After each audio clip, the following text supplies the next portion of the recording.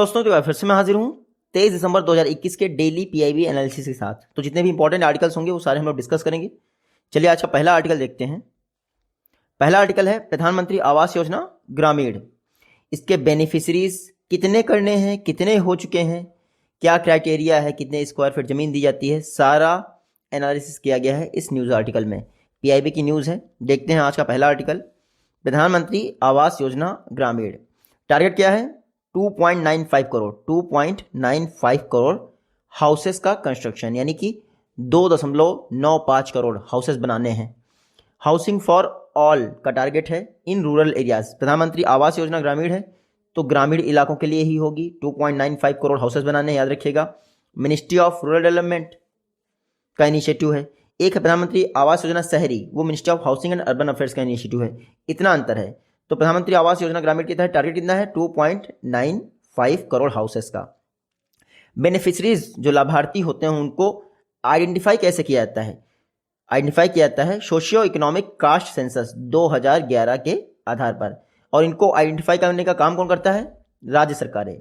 राज्य सरकारें इनको आइडेंटिफाई करती हैं ग्राम सभा की मदद से, नगर निगम की मदद से, ऐसे। ठीक है। अगर 20 दिसंबर 2021 तक की बात करें तो अभी तक 2.15 करोड़, कितने? 2.15 करोड़ हाउसेस का अप्रूवल दिया जा चुका है, जिसमें पीडब्ल्यूएल कैटेगरी भी शामिल है। पीडब्ल्यूएल मतलब यहाँ आप पढ़ भी सकते हैं, पीडब्ल्यूएल का फुल फॉर्म लिखा है परमानेंट वेट लिस्ट। यानी कि 2.95 करोड़ हाउसेस का अप्रूवल मिला प्रधानमंत्री आवास योजना ग्रामीण के तहत। इसमें से 2.15 करोड़ के लिए अप्रूवल मिल चुका है, मतलब बनाने इतने हैं और इतने का अप्रूवल मिल चुका है। तो बहुत कम टारगेट बचा है। 2022 तक सभी को घर मुहैया करवाना है, उसी में से है प्रधानमंत्री आवास योजना ग्रामीण। ये देख लिए जो फ्रेमवर्क इंप्लीमेंटेशन है प्रधानमंत्री आवास योजना ग्रामीण का, इसका कहना है कि बेनिफिशरी को हाउस सैंक्शन होने के बाद 12 महीने में जो है हाउस बन जाना चाहिए। तो पहले आप उसको एरिया देते हैं, फिर उसका हाउस सैंक्शन हो जाता है। देखिए, आपके पास ज़मीन होनी चाहिए। प्रधानमंत्री आवास योजना ग्रामीण के तहत आपके पास ज़मीन होनी ही चाहिए और आप उस पर घर बनवाएंगे तो क्राइटेरिया ये डिसाइड है कि 25 स्क्वायर मीटर का हाउस आपका बनेगा। उससे ज़्यादा आपके पास है अगर तथा, तो मतलब कि आप खुद से कथा करिए, खुद से पैसा लगाइए। ये देखिए, जो प्रधानमंत्री आवास योजना है 2.95 करोड़ हाउसेस बनने हैं। अभी देख लेते हैं प्रधानमंत्री आवास योजना का बैकग्राउंड क्या है। नवंबर 2021 में प्रधानमंत्री आवास योजना ने ग्रामीण ने 5 वर्ष कंप्लीट कर लिए हैं। 5 वर्ष यानी लॉन्च कब हुई थी? 2016 में लॉन्च हुई थी। ये देखिए, मिनिस्ट्री ऑफ रूरल डेवलपमेंट की स्कीम है, 1 अप्रैल 2016 को लॉन्च की गई थी। पर्पस क्या था? जो रूरल हाउस होल्ड हैं उनको असिस्टेंस प्रोवाइड किया है और इसके तहत 2.95 करोड़ पक्का घर, पक्का हाउसेस बनाया। कितने? 2.95 करोड़, इतना याद रखिएगा। हाउसिंग फॉर ऑल का ऑब्जेक्टिव है प्रधानमंत्री आवास योजना का, शहरी ग्रामीण दोनों मिला लिया है। तो सिलेक्शन बेनिफिशरीज का कैसे होता है? Socio economic caste census, 3 stage हैं वैलिडेशन की, याद रखिएगा। 3 स्टेज वैलिडेट की जाती हैं तब सिलेक्शन होता है। पहली बात तो सोशियो इकोनॉमिक कास्ट सेंसस, दूसरा ग्राम सभा राज्य सरकार को बोलती है, राज्य सरकार सेंट्रल गवर्नमेंट को। फिर जियो टैगिंग होती है, जो जगह सुनिश्चित की गई है घर वही बनना चाहिए। ऐसा नहीं रुपए ले लिए आपने घर ही नहीं बनाया, ताकि बाद में वेरिफिकेशन हो पाए। तो लगभग 10 से 15% जो है हाउसेस का वेरिफिकेशन भी होता है, ग्राम प्रधान रुपए देके भी करवा लेता है, वो बात अलग है। प्रधानमंत्री आवास योजना ग्रामीण के तहत कॉस्ट शेयरिंग मॉडल देख लीजिए। सेंट्रल और स्टेट गवर्नमेंट का 60:40 का रेशियो है। नॉर्थ ईस्टर्न और हिली एरियाज के लिए 90:10 का रेशियो है। पिछले साल नाबार्ड में क्वेश्चन फेज 1 में पूछा गया था, हम लोगों ने पीआईबी में ही पढ़ा था इसको। मिनिमम साइज जो था प्रधानमंत्री आवास योजना ग्रामीण के तहत पहले 20 स्क्वायर मीटर था, अब कितना हो गया? 25 स्क्वायर मीटर। पीआईबी खास बात ये होती है कि सारे फैक्ट वो कवर कर लेता है, इसीलिए अगर कुछ भी आपको मिस करना है तो कर दीजिए, पीआईबी मत मिस करिए, क्योंकि वो गवर्नमेंट का ही प्लेटफॉर्म है और गवर्नमेंट अपना डाटा, पीआईबी और कुरुक्षेत्र ये बहुत इंपॉर्टेंट रोल प्ले करते हैं नाबार्ड जैसे एग्जाम निकालने के लिए। कुरुक्षेत्र जिन्होंने पढ़ी होगी, क्योंकि मैं बहुत कम कुरुक्षेत्र दे पाया था, सितंबर तक की ही, मेरे ख्याल से जुलाई अगस्त ऐसे दे पाया था। तो कुरुक्षेत्र जिन लोगों ने पढ़ी होगी उनको पता होगा कि फेज 2 में जो रिटन क्वेश्चंस आए हैं सारे कुरुक्षेत्र से थे। इवन टूरिज्म वाला तो मैंने खुद ही दिया था अपने स्टूडेंट्स को कि टूरिज्म वाले पे आप आर्टिकल लिखिए कुछ भी। तो ये प्रधानमंत्री आवास योजना ग्रामीण में कितना? 25 स्क्वायर फीट लैंड दी जाती है। नॉर्मल प्लेसेस की बात करें, प्लेन एरियाज की, तो पहले 70,000 की असिस्टेंट दी जाती थी, अब इसको बढ़ाकर 1,20,000 कर दिया गया है। और याद रखिएगा, हिली एरियाज में ये असिस्टेंट कितनी हो गई? 1,30,000, पहले 75,000 थी। ये जरूर याद रखिएगा। एक तो आपका 25 स्क्वायर मीटर लैंड, दूसरी जो असिस्टेंट प्रोवाइड की जाती है 1,20,000, 1,30,000। अगला आर्टिकल है, देखिए मिनिस्ट्री ऑफ पेट्रोलियम ने क्या किया है, ओपन एक्रिएज लाइसेंसिंग पॉलिसी के तहत सेवेंथ राउंड की बिडिंग स्टार्ट कर दी है। अगर ये सेवेंथ राउंड की बिडिंग हो जाती है तो जो हमारा लाइसेंस ये ओपन एक्रिएज एक्सवेशन होना है पेट्रोलियम का, इसमें 15,500 स्क्वायर किलोमीटर और ऐड हो जाएगा। देखते हैं, थोड़ा सा आइडिया लेते हैं। गवर्नमेंट ऑफ इंडिया ने लॉन्च की है सेवेंथ राउंड की bidding open acreage licensing policy के तहत। ओपन एक्रिएज लाइसेंसिंग पॉलिसी क्या होता है, इसमें जो हमारे कंपनीज होती हैं, ऑयल कंपनीज, इनको अधिकार दिया जाता है कि आप ये एरिया, देखिए ओपन एरिया मतलब ये एरिया ओपन है आपके लिए, आप इसके लिए बिडिंग कर सकते हैं, लेकिन प्राइस जो हाईएस्ट बिडिंग करेगा उसको वो एरिया मिल जाएगा। साल में 3 बार ये ओपन किया जाता है और तीनों बार जाके आपकी ऑयल कंपनियां यहाँ पे जाके प्राइस टैग कर सकती हैं और अगले साल वो जो सबसे अधिकतम बोली लगाएगा उसको दे दिया जाएगा। अभी तक जो 6 time open acreage licensing policy के तहत बिडिंग हुई है उसमें लगभग 2,07,000 स्क्वायर किलोमीटर एरिया दिया जा चुका है। सॉरी, 2 लाख नहीं, अगर ये 7वें राउंड का 15,700 किलोमीटर ऐड कर दे तो 2,07,700 स्क्वायर किलोमीटर एरिया अभी तक ओपन एक्रिएज लाइसेंसिंग पॉलिसी के तहत दिया जा चुकेगा। ठीक है। नई hydrocarbon exploration and licensing policy आई थी मार्च 2016 में, उसी के तहत ये ओपन एक्रिएज लाइसेंसिंग पॉलिसी आई थी 2017 में। पहले प्रॉफिट शेयरिंग मॉडल था, जब ये हेल्प पॉलिसी आई है उसके पहले प्रॉफिट शेयरिंग मॉडल था, यानी ऑयल कंपनीज को जितना प्रॉफिट होगा उसका शेयर कर देंगे सर्टेन एरिया, किसको, गवर्नमेंट को।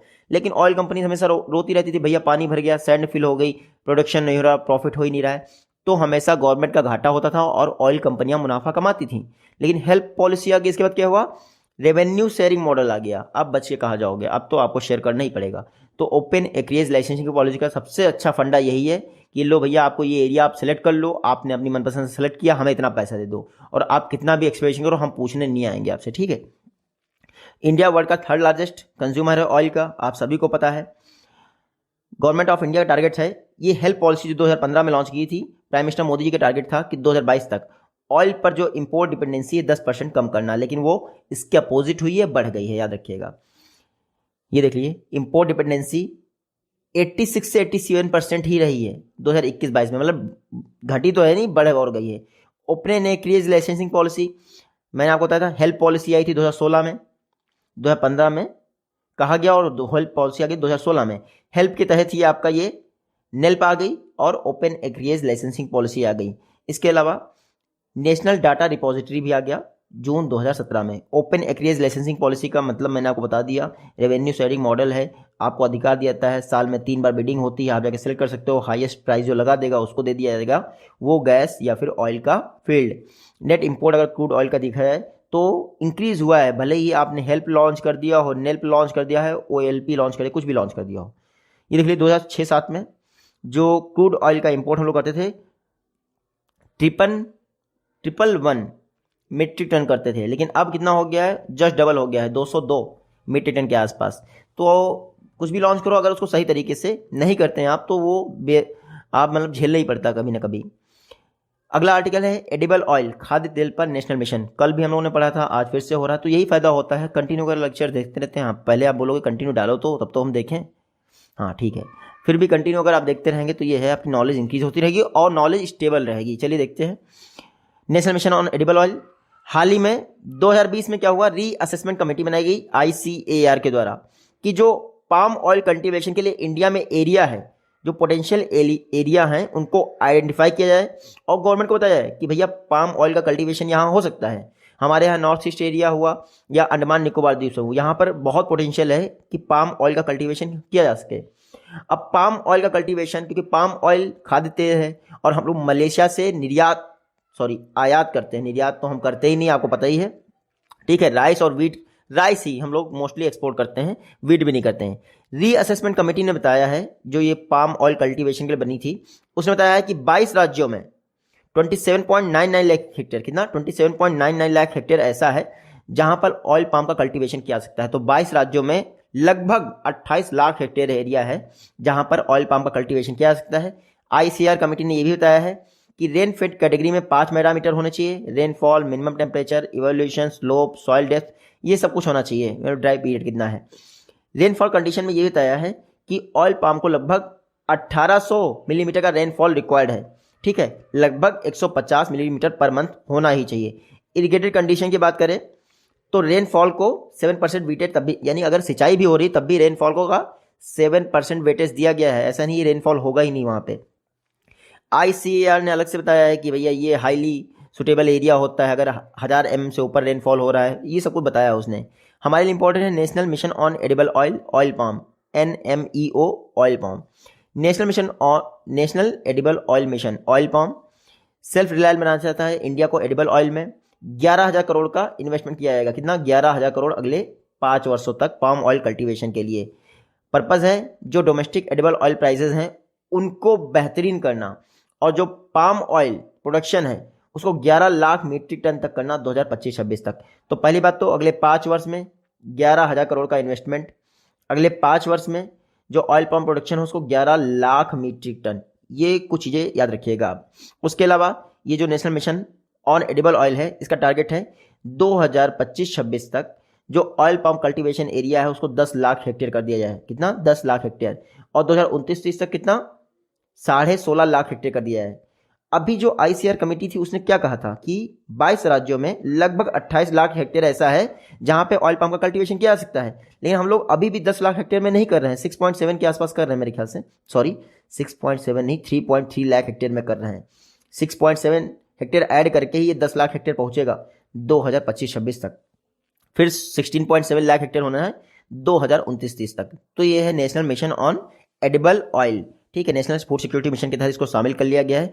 अब यहाँ इंडिया क्या करता है, लगभग 2.4 करोड़ का आधा एडिबल ऑयल जो है प्रोड्यूस करता है। हम लोग एडिबल ऑयल के लिए डिपेंडेंट हैं, पाम ऑयल इंपोर्ट करते हैं कहाँ से, इंडोनेशिया और मलेशिया से इंपोर्ट करते हैं। इंडोनेशिया जो है पाम ऑयल के प्रोडक्शन में आगे है, याद रखिएगा। सोयाबीन ब्राज़ील से इंपोर्ट करते हैं हम लोग, और रशिया से सनफ्लावर ऑयल। तो ऑयल में हम लोग डिपेंडेंट नहीं है, हालांकि बासमती राइस की बात अलग है।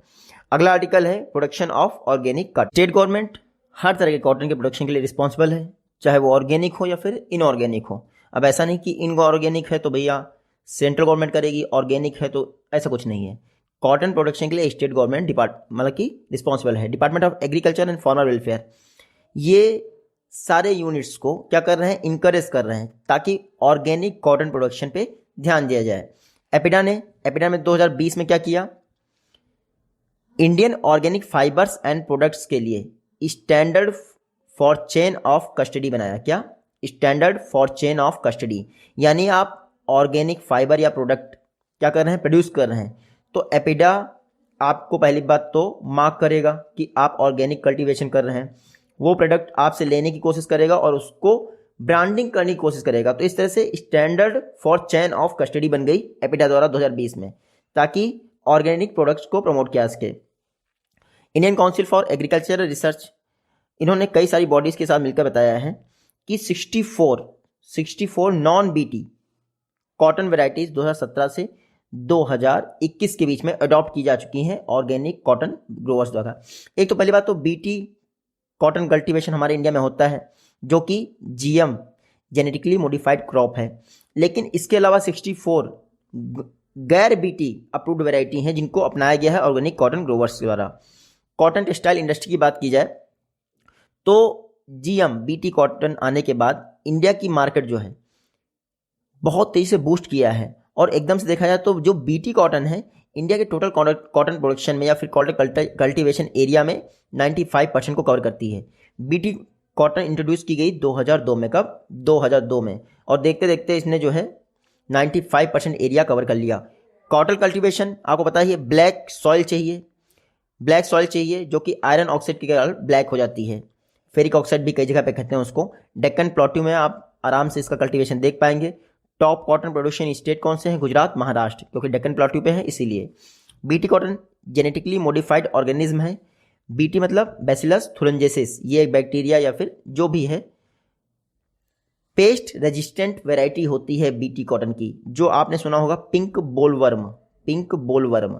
ये एक मतलब कीड़ा होता है जो डैमेज करता है हमारे कॉटन क्रॉप्स को, उससे रक्षा प्रोवाइड करता है, रेजिस्टेंट प्रोवाइड करता है बीटी कॉटन की वैरायटी। तो इसीलिए पिंक बोलवर्म से बचने के लिए बीटी कॉटन का अपनाया गया है। वैसे कॉटन को नया नहीं है, इंडिया में अगर देखा जाए तो कॉटन टेक्सटाइल इंडस्ट्री में इंडिया की मोनोपोली रही है। 1500 शताब्दी के आसपास से इंडिया जो है पूरे विश्व पे राज कर रहा था, लेकिन बाद में अंग्रेजों आए, उन्होंने बेड़ा गर्क कर दिया, नील की खेती करने के लिए प्रोत्साहित किया और कॉटन धरी की धरी रहेगी। इंडिया की बात करें तो जूट प्रोडक्शन में इंडिया फर्स्ट है। जूट प्रोडक्शन में इंडिया फर्स्ट है। इंडिया में सबसे ज़्यादा जूट कहाँ होता है? वेस्ट बंगाल में होता है। तो जूट प्रोडक्शन में इंडिया फर्स्ट है। ग्लोबल टेक्सटाइल का 63% गारमेंट मार्केट इंडिया की तरफ जाता है। लेकिन हम लोग गलती है कि रॉ मटेरियल हमेशा एक्सपोर्ट करते हैं, ये दिक्कत है। हमें बने बनाए प्रोडक्ट, आज भी वही चल रहा है अंग्रेजों के ज़माने वाला, कि रॉ मटेरियल हम ही लोग एक्सपोर्ट करते हैं। सेकंड देखा जाए तो ग्लोबल टेक्सटाइल मैन्युफैक्चरिंग में इंडिया सेकंड है। सिल्क और कॉटन प्रोडक्शन में इंडिया सेकंड है। क्यों? क्योंकि भैया टेक्सटाइल सेक्टर में ऑटोमेटिक रूप से FDI 100% अप्रूव की जा चुकी है, इसलिए ये टेक्सटाइल सेक्टर, कॉटन सेक्टर बहुत तेजी से बढ़ रहा है। बीटी कॉटन मैंने आपको बताया जेनेटिकली मॉडिफाइड है। ये बोलवर्म, पिंक बोलवर्म से रक्षा करता है। बैसिलस थुरिनजेसिस कॉटन, देखिए पिछले 19 वर्षों में 2002 में अप्रूवल दे दिया गया था बीटी कॉटन। सिर्फ यही एक फसल है जेनेटिकली मॉडिफाइड जिसको आज तक अप्रूवल दिया गया है इंडिया में कल्टीवेशन के लिए, क्योंकि उसको खाया नहीं जाता है इसलिए। बीटी कॉटन सरसों के लिए आया था, मस्टर्ड के लिए आया था, लेकिन उसका अप्रूवल नहीं मिला। बीटी कॉटन 2002 से कल्टीवेट की जा रही है और इसका प्रोडक्शन देखा जाए तो कॉटन प्रोडक्टिविटी 6 वर्षों में ही डबल हो गई है। जहां ग्लोबल कॉटन प्रोडक्शन में इंडिया का शेयर 12% था। कितना? 12% 2002 में। 2014 में कितना हो गया? 25%। तो ये है बीटी कॉटन का मतलब इफेक्ट, देख सकते हैं आप। India became the second largest exporter of cotton after China. अगला आर्टिकल है रिन्यूएबल एनर्जी से रिलेटेड स्टेप्स क्या लिए गए हैं। देखिए मोदी गवर्नमेंट के आने के बाद रिन्यूएबल एनर्जी पे बहुत ज़्यादा फोकस किया गया, इसके पहले इतना फोकस नहीं किया जाता था। इंडिया में वर्तमान में अगर देखा जाए तो रिन्यूएबल एनर्जी कैपेसिटी कितनी है? 150.54 गीगावाट। नवंबर 2021 तक लगभग 151 गीगावाट है, इतना याद रखिएगा मोटा मोटा।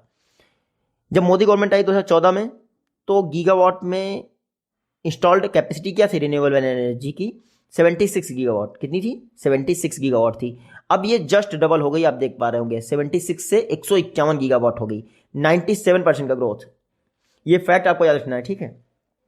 ऐसा किन कारणों से हुआ? पहली बात तो ऑटोमेटिक रूट से FDI मिल गई है एनर्जी, रिन्यूएबल एनर्जी की सेक्शन में।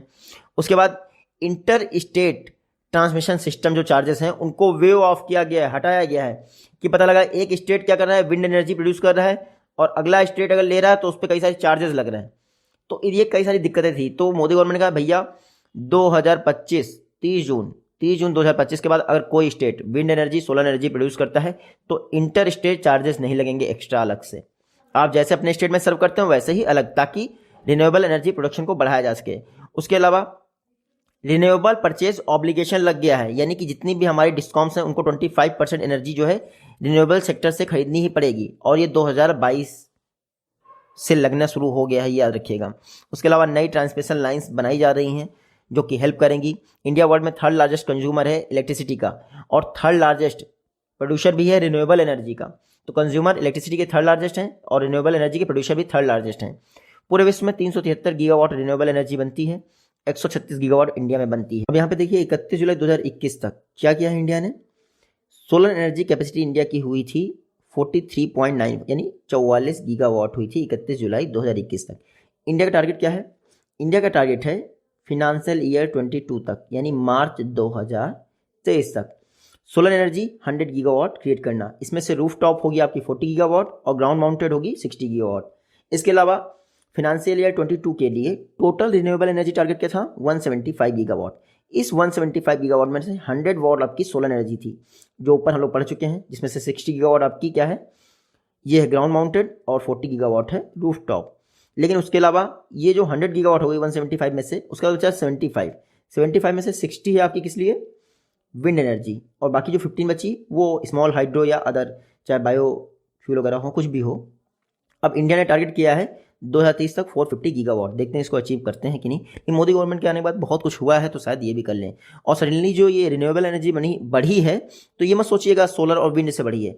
गवर्नमेंट ऑफ इंडिया दिमाग भी लगाती है। इसने क्या किया? 25 गीगावाट से कम क्षमता के जितने भी हाइड्रो पावर प्रोजेक्ट थे, स्मॉल हाइड्रो पावर प्रोजेक्ट, पहले था 15 गीगावाट से जितने भी थे उनको कहा जाता था स्मॉल हाइड्रो पावर प्रोजेक्ट, और इनको रिन्यूएबल में शामिल किया जाता था। और गवर्नमेंट ने कहा हम टारगेट में पिछड़ रहे हैं, तो 25 गीगावाट तक के जो स्मॉल हाइड्रो पावर प्रोजेक्ट थे उनको स्मॉल वाली कैटेगरी में डाल दिया। तो आसानी से इनका टारगेट जो रिन्यूएबल एनर्जी का था वो अचीव हो गया, क्योंकि अब 25 गीगावाट के जो हाइड्रो पावर प्रोजेक्ट हैं वो रिन्यूएबल एनर्जी में आ गए। तो इस तरह से गवर्नमेंट ने अपना टारगेट अचीव किया है। आप मत सोचिएगा ग्राउंड लेवल पे काम क्यों हुआ है, इतना ज़्यादा नहीं हुआ है, हाँ हुआ है, प्रीवियस गवर्नमेंट से अच्छा हुआ है। अब देखते हैं प्रधानमंत्री Svanidhi scheme, street vendor Atmanirbhar Nidhi. 27.0 lakh 6 lakh beneficiaries को 2714 करोड़ स्कीम मतलब कि लोन दिया जा चुका है। 2700 करोड़ के आसपास लोन दिया जा चुका है। प्रधानमंत्री स्ट्रीट वेंडर आत्मनिर्भर निधि, ये स्कीम अगर बात की जाए तो 13 दिसंबर 2021 तक 31 लाख, मान लो आप 31 लाख लोन एप्लीकेंट थे, जिनके लिए 3100 करोड़ के आसपास लोन अप्रूवल दिया जा चुका है। अप्रूवल में से सैंक्शन कितने लोगों के लिए हुआ है? 27 लाख लोन एप्लीकेंट के लिए 2700 करोड़ के आसपास अप्रूवल हो चुका है। सबसे ज़्यादा लोन एप्लीकेशन अप्रूव हुए हैं झारखंड में, और लोन सबसे ज़्यादा डिस्पर्स हुआ है झारखंड में प्रधानमंत्री स्ट्रीट वेंडर आत्मनिर्भर निधि के तहत 13 दिसंबर तक। ये जो झारखंड में अप्रूव हुआ है उसकी बात तो अलग हो गई। अब देखिए जो ये 27.6 लाख लोन बेनिफिशरीज हैं, 59% मेल हैं, याद रखिएगा 59% मेल हैं, बाकी 41% फीमेल हैं। Ministry of housing and urban affairs की स्कीम है। इसके तहत स्ट्रीट वेंडर्स को कोलेटरल फ्री अफोर्डेबल लोन दिया जाता है अपना छोटा मोटा बिजनेस रन करने के लिए। कोविड के दौरान ये लॉन्च की गई स्कीम जून 2020 में। मैक्सिमम 10,000 तक का लोन दिया जाता है स्टार्टिंग में। 12 इंस्टॉलमेंट में पे करना होता है, यानी एक वर्ष में। अगर आपने टाइमली रीपेमेंट किया या फिर अर्ली रीपेमेंट किया तो 7% का इंटरेस्ट सबवेंशन मिलता है। पहली बात तो इंटरेस्ट लगता है 9% का। ये PSBs की बात करूँ, पब्लिक सेक्टर बैंक आप पे 9% का इंटरेस्ट लगा सकती है, और ये कैपिंग है। लेकिन अगर यही NBFC हुआ तो वो 14% का इंटरेस्ट लगा सकता है, उसके लिए ये कैपिंग है।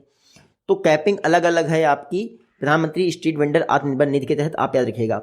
हालांकि इंटरेस्ट सब्सिडी याद रखिएगा 7% मिलती है आपको, जो कि DBT के द्वारा क्वार्टरली बेसिस पे आपके अकाउंट में जमा हो जाएगी। और अगर आप टाइमली रीपेमेंट करते हैं तो याद रखिएगा आपकी जो बोरोइंग लिमिट है अगली बार 20,000 और अगली बार 50,000 तक की जा सकती है। अगला आर्टिकल है, इस समय इंडिया की सड़कों पर 8.77 लाख यानी लगभग 8.5 लाख के आसपास इलेक्ट्रिक व्हीकल हैं। लेकिन इसमें से सबसे ज़्यादा ई रिक्शा हैं, याद रखिएगा ई रिक्शा हैं। टू व्हीलर कोई खरीदता नहीं, फोर व्हीलर जो आई हैं लोगों को लेने से हेजिटेट कर रहे हैं कि लॉन्ग ड्राइव के लिए एफिशिएंट नहीं है। और अगर आपको लॉन्ग ड्राइव में उनका एवरेज अच्छा निकालना है तो आपको 60-65 की रफ्तार में चलना पड़ता है। आप सोचिए अगर जिसको दिल्ली से जयपुर जाना हो 60-65 की रफ्तार में, तो उसको 10 घंटे क्यों लगाने भाई। वो पेट्रोल वाला व्हीकल यूज़ करेगा और यही 4 घंटे में डिस्टेंस कवर करेगा, 3 घंटे में डिस्टेंस कवर करेगा, फालतू में इतना ज़्यादा हेडेक क्यों लेगा। इलेक्ट्रिक व्हीकल की बात करें तो इस समय देश में काफ़ी ज़्यादा यूज़ बढ़ रहा है। हाँ, इलेक्ट्रिक व्हीकल सिर्फ सिटी के लिए, यानी आप 2 कारें रख सकते हैं तो इलेक्ट्रिक व्हीकल लीजिए।